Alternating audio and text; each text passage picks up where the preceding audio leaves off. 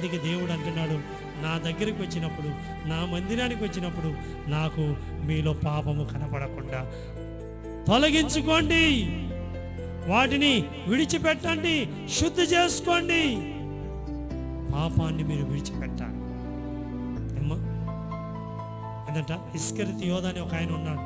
ఎవరమ్మైనా 12 మంది శిష్యులలో ఒక శిష్యుడు ఆయన, ఇస్కరియోతు యోధ అని ఆయన.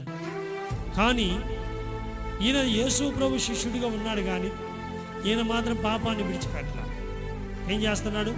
దొంగిలించొద్దంటే ఆ దేవుని సొమ్మునే, ఆ సంచిలేసిన ఆ కానుకనే దొంగిలిస్తున్నాడు. చదువుతారా మాట?